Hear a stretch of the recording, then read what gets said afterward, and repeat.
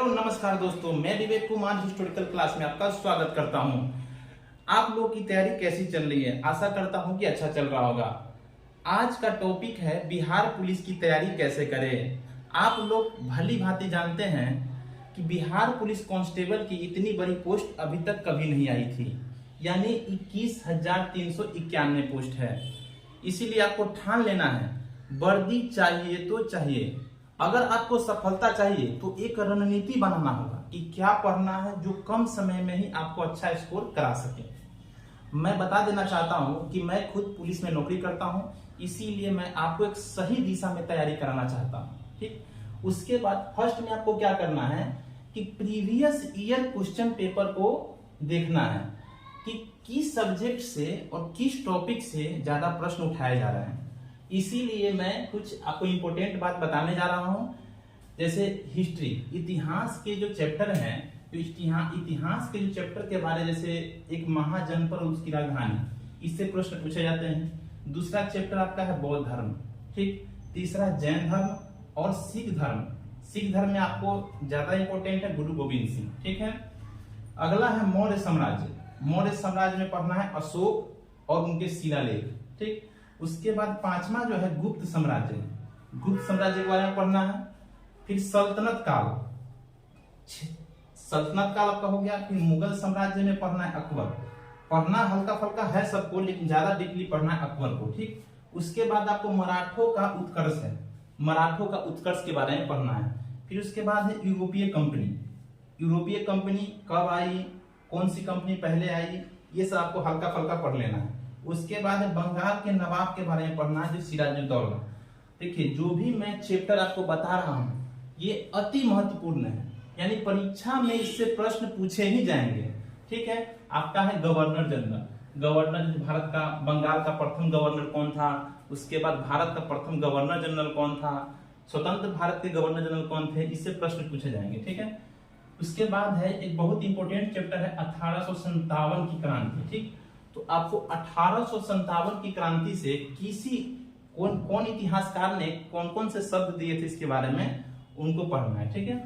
और उसके बाद अगला है भारत का स्वतंत्रता संग्राम। जो आपका ये सब जो चैप्टर आता है ये सब आधुनिक भारत में आता है।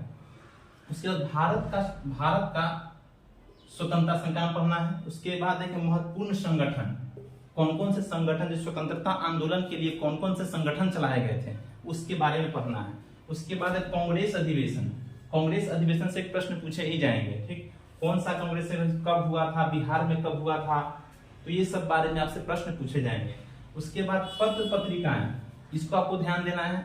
उसके बाद हड़प्पा सभ्यता के प्रमुख स्थल और किस नदी के किनारे कौन सा बसा है, जैसे हड़प्पा रावी नदी के किनारे बसा हुआ है। आपका मोहनजोदड़ो जो है सिंधु नदी के किनारे बसा हुआ है, तो ये इंपॉर्टेंट आपको करना है। एक और इंपॉर्टेंट है ऋग वैदिक कालिक नदियां, ठीक। ऋग वैदिक कालिक नदियां, और उसमें कुछ जैसे कितने ऋचाएं हैं, कितने वेद हैं, कितने वेदांग हैं, ये सब थोड़ा सा ध्यान देना है। तो मैंने आपको इतिहास के बारे में जो बताया है, इतिहास का जो चैप्टर मेन चैप्टर बताया है, आपको ध्यान देना है, ठीक है। बौद्ध धर्म, जैन धर्म, इस से बहुत प्रश्न पूछे जाते हैं, महाजनपद है, इस सब बात का ध्यान रखना है। अभी जो मैंने आपको हिस्ट्री के बारे में जो इंपॉर्टेंट टॉपिक बताया था, आपको 100% उन टॉपिक को देखना है। अगर टाइम मिले तभी दूसरे टॉपिक पर ध्यान दीजिए, नहीं तो जितने मैंने टॉपिक जो बताया है उस टॉपिक पर आपको ध्यान देना है। चलिए बढ़ते हैं अब ज्योग्राफी की तरफ। ज्योग्राफी में कौन कौन से इंपॉर्टेंट टॉपिक हैं, जैसे देखिए भारत का सामान्य जानकारी, यानी भारत का सामान्य जानकारी है, भारत का कितने डिग्री कितने मिनट अक्षांशीय या अक्षांशीय है, या आपका जो हो गया देशांतरीय विस्तार कैसा, वो देखना है। उसके बाद भारत के प्रमुख दर्रे, कौन कौन से दर्रे हैं उस पर आपको ध्यान देना है। उसके बाद हिमालय के बारे में, यानी हिमालय को कितने पार्ट में बांटा गया है, यानी हिमालय को 4 पार्ट में बांटा गया है, ट्रांस हिमालय, बृहद हिमालय, मध्य हिमालय और शिवालिक, इस सब के बारे में आपको पढ़ना है। फिर उसके बाद है प्रमुख चैनल, जैसे 8 डिग्री चैनल, 9 डिग्री चैनल, पाक स्ट्रेट क्या है, ये सब के बारे में आपको पढ़ना है। वेरी इंपॉर्टेंट, भारत की नदियां, भारत की नदियां बहुत वेरी वेरी इंपॉर्टेंट है, इस पर आपको ध्यान देना है। उसके बाद झील एवं जलप्रपात, ठीक। झील और जलप्रपात पर आपको ध्यान देना है। भारत के प्रमुख अनुसंधान केंद्र, भारत के परिवहन जैसे राष्ट्रीय राजमार्ग और राष्ट्रीय जल मार्ग, इस सब को आपको ध्यान देना है। ठीक, उसके बाद रेल मंडल, कितने रेल मंडल है वो देखना है। उसके बाद रेल मंडल का मुख्यालय कौन कौन सा मुख्यालय है। फिर अगला है आपका अंतरराष्ट्रीय हवाई अड्डा, जो इंपोर्टेंट अंतरराष्ट्रीय हवाई अड्डा है उनको आपको याद करना है। भारत के प्रमुख बंदरगाह, कौन कौन से बंदरगाह है उस पर ध्यान देना है। बहुदेशीय नदी घाटी परियोजना, ये आपको याद करना है। उसके बाद आपको राष्ट्रीय उद्यान और जीव अभ्यारण्य, ठीक। उसके बाद कौन कौन सा शहर किस नदी के किनारे बसा है, इस पर आपको ध्यान देना है। और लास्ट है बाघ अभ्यारण्य, ठीक है। तो इस सब जो चैप्टर जो मैंने बताया है ये बहुत इंपॉर्टेंट है, और जो मैंने हिस्ट्री का जो चैप्टर बताया है वो भी बहुत इंपॉर्टेंट है। इस दोनों, अगर आप इस दोनों पर अगर तैयारी करते हैं, दोनों को ध्यान अच्छे से देते हैं, तो लगभग आपका 22 से 25 प्रश्न क्लियर हो जाएगा। यानी इस दोनों से 22, 25, कभी 27 ऐसे क्वेश्चन भी पूछे गए हैं। फिर आपका एक लास्ट रह गया जो मैं आपको बाद में बताऊंगा। और इस टॉपिक पर आपको सब चीज को छोड़ के ज्यादा ध्यान देना है। अगर टाइम बचे तो एनसीईआरटी जो बुक है 9वां 10वां का, उस पर ध्यान दीजिए। और उसके बाद आपका जैसे मैं रोज एक प्रैक्टिस सेट लेके आता हूँ यूट्यूब पर, मैं एक रोज प्रैक्टिस सेट लेके आता हूँ, और मैं कोशिश कर रहा हूँ कि 2 या 3 महीना आपके एग्जाम में बचा हुआ है, तो मैं कोशिश करूंगा कि जब भी मैं ड्यूटी से फ्री हो तब आपके लिए मैं कुछ कंटेंट लाता रहूं, ठीक।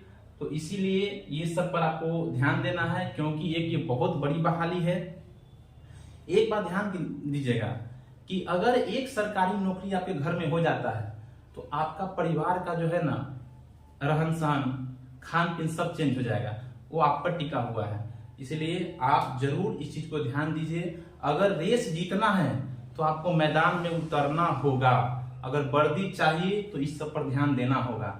अभी हर चीज को छोड़ दीजिए, बस एक चीज आप पढ़ाई पर बस ध्यान दीजिए, दूसरा कोई फोकस नहीं। बस 3 महीना आपके पास समय है, इस चीज पर ध्यान दीजिए। मैं फिर कोशिश करूंगा जब भी मैं फ्री होता हूं तो आपके लिए कुछ अच्छे कंटेंट लाता रहूंगा।